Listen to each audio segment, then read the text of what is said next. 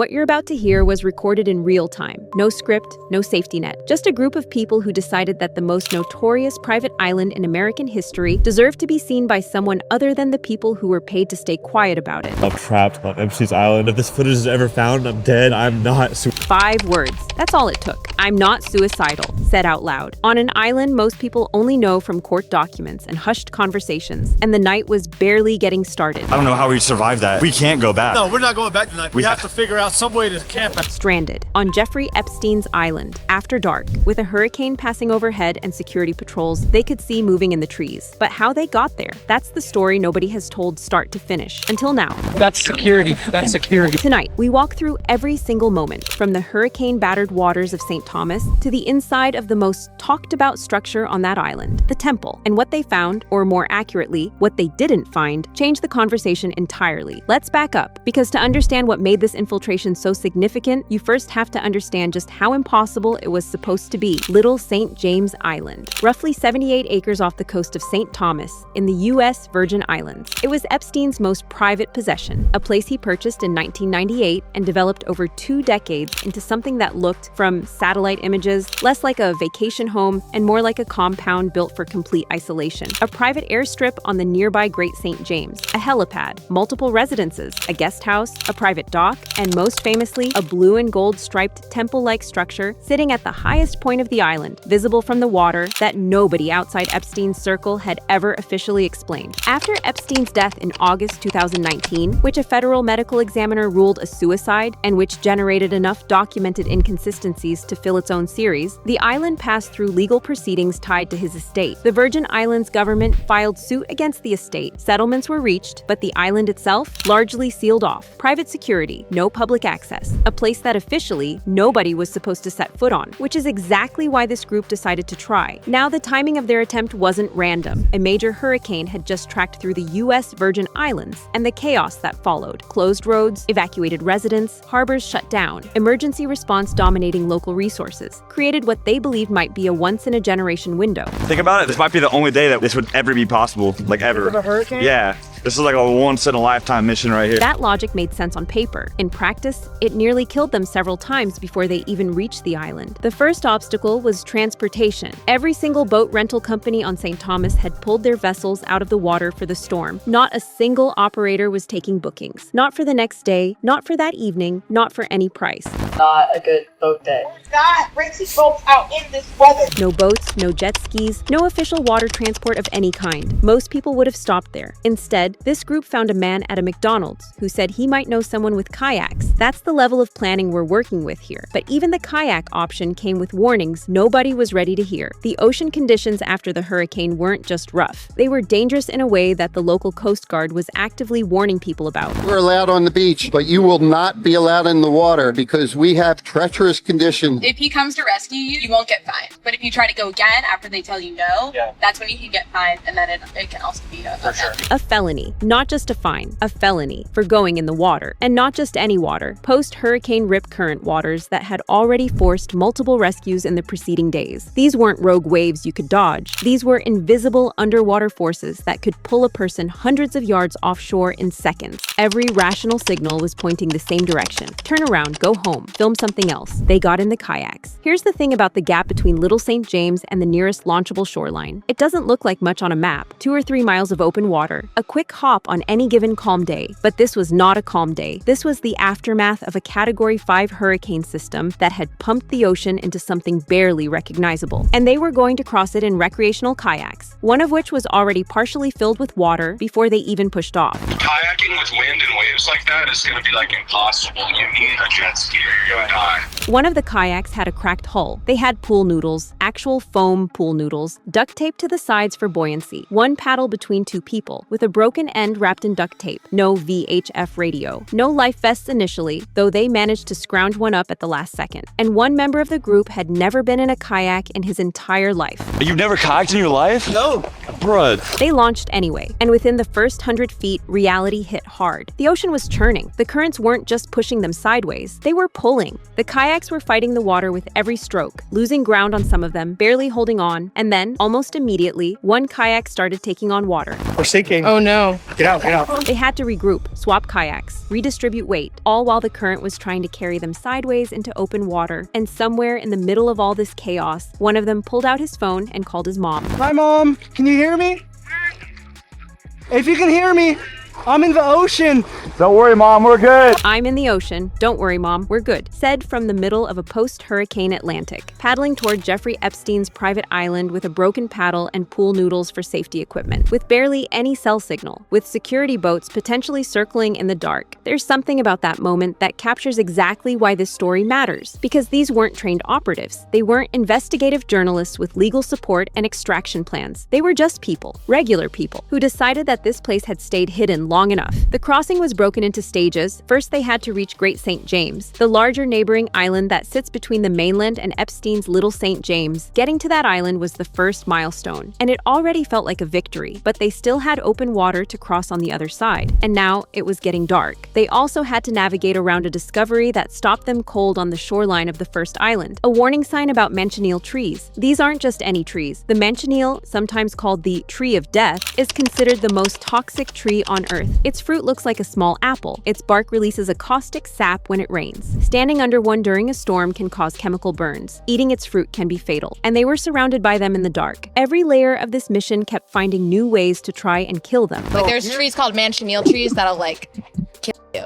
Kill you? That's the most toxic tree in the entire world. By the time they made it through the second channel and reached the shore of Little St. James itself, it was fully dark. The hurricane had passed, but its aftermath was everywhere. In the swells still rolling through the channel, in the debris patterns on the shoreline, in the strange charged stillness of the air, and then they saw it. I really don't know what we were thinking. There was clearly people on the island, but we still went for it. Lights on the island. There was a boat docked at the private pier, lights visible in the main residence, and moving flashlights in the tree line that could be security doing rounds. The professional, sensible, legally sound thing to do at this point was obvious. Turn around, go back across the water, file a FOIA request or something. Instead, one of them broke away from the group and started paddling straight for shore before anyone could talk him out of it. The approach to the shore was violent. The swells had compressed between the island's rocky edges and the open ocean, creating wave sets that were slamming hard against the coastline. To land, you had to time it perfectly. Wait for the break, sprint your kayak in, drag it up the rocks in the 3 seconds before the next wave took your legs out from under you. Several of them got slammed. One was bleeding. Another nearly got pulled back out to sea. But one by one, they made it onto the sand. Once on the island, they did what any rational person would do in this situation. They ran into the bushes and hid. The kayaks were stashed in the vegetation. Lights off, voices down. And then the scouting began. What struck them first wasn't the architecture or the scale of the property. It was how maintained everything was. Even after a hurricane, the grounds were clean. The debris had been cleared. The grass was cut. The paths were swept. Someone had been here, possibly earlier that same day, doing groundskeeping on a private island that officially belonged to a dead man's estate. Notice how all the hurricane debris is cleaned up. There's no debris anywhere. That means people probably were here today cleaning it up.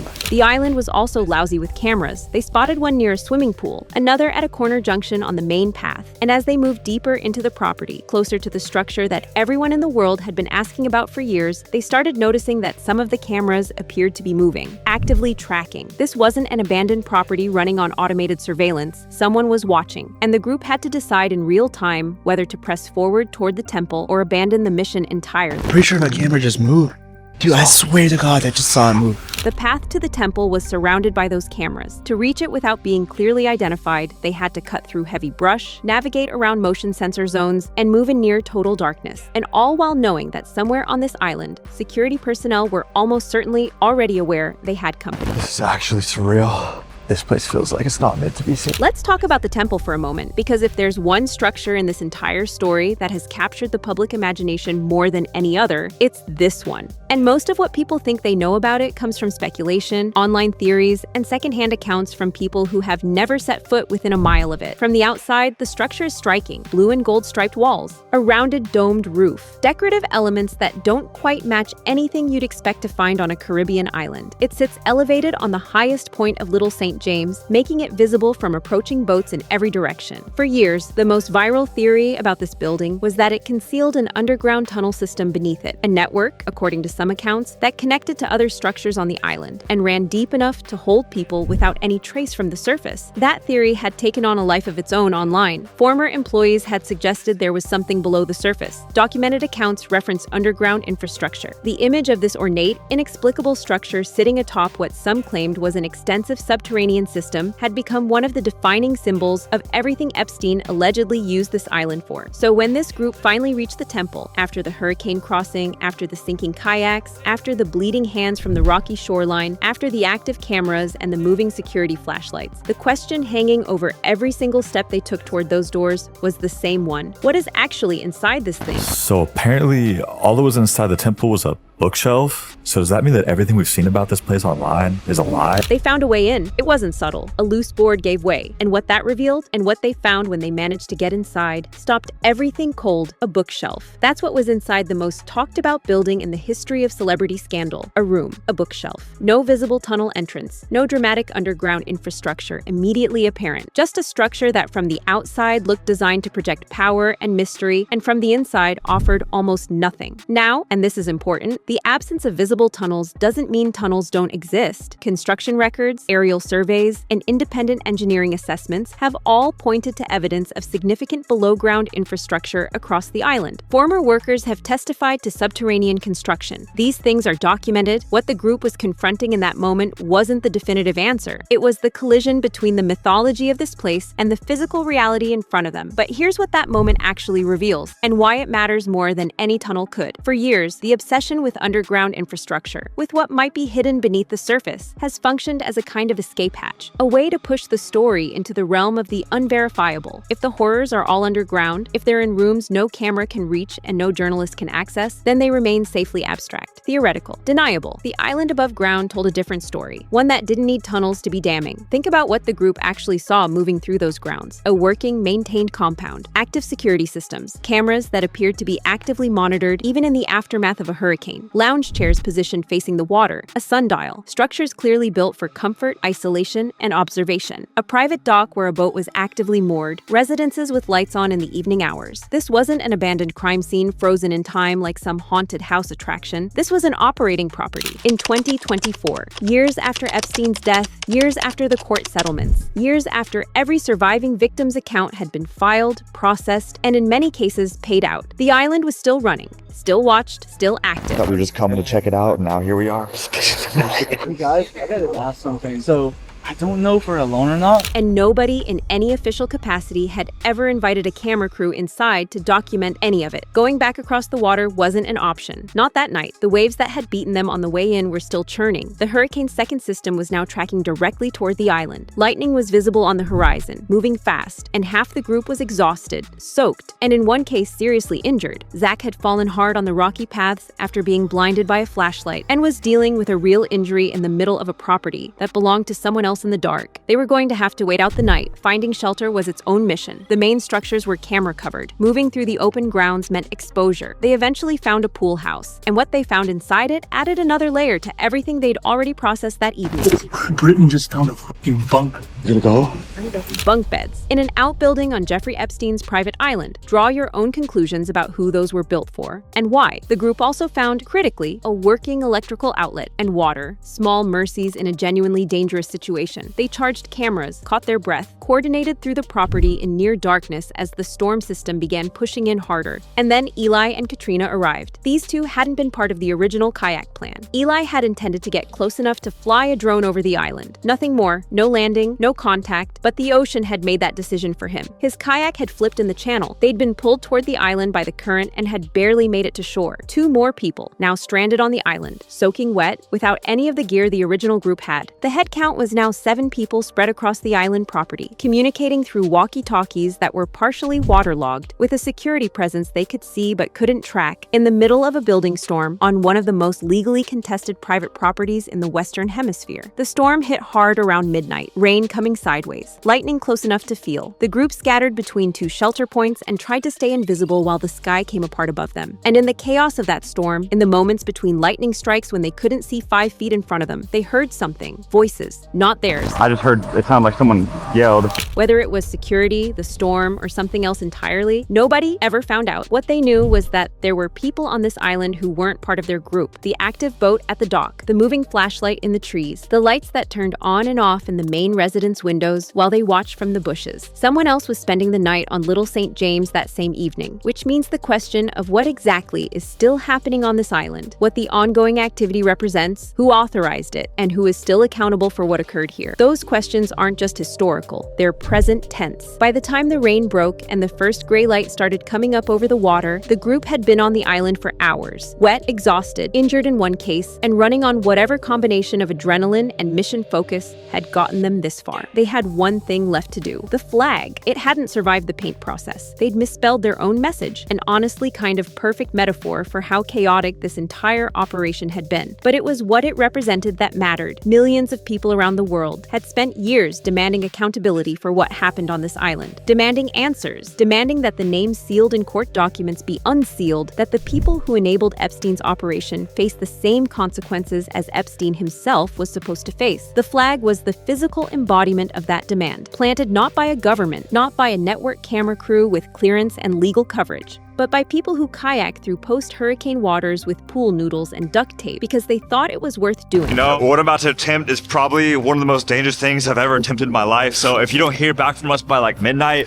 I'd say it's safe to go ahead and just call search and rescue. They raised the flag at sunrise, a way of placing Epstein's crimes in a category of horror so extreme and so buried that regular accountability feels insufficient. The real story isn't underground, it's in the court documents. It's in the 2,000 plus pages unsealed in 2024 that named individuals who visited this island, traveled on Epstein's plane, and participated in a social ecosystem that, according to testimony, was built around access to minors. Those names exist, those documents are public, and the island where so much of it happened is still standing, still maintained, still watched. I want to make it extremely clear that I highly discourage anyone from attempting anything like what you're about to watch. Don't try this. Don't kayak through post-hurricane waters to a private island with pool noodles and a prayer. That's not the point of any of this. The point is that an island that had been kept locked, kept quiet, kept off camera for decades was for one night seen, walked, documented by people with no institutional backing, no legal protection, and no certainty they'd make it back across that water in the dark. And what they found wasn't a monster. It wasn't a tunnel full of secrets. It was something almost worse, a beautiful, manicured, fully operational compound that still, years after the trials, the settlements, the sealed documents, the dead man at the center of it is still there, still watched, still running. The question was never what was inside the temple. The question is why, after everything we know, nobody with actual authority has given the world a complete answer. The flag is gone now, taken down, removed from the flagpole like it was never there. The island is still sealed, the security is still active, and the questions are still unanswered.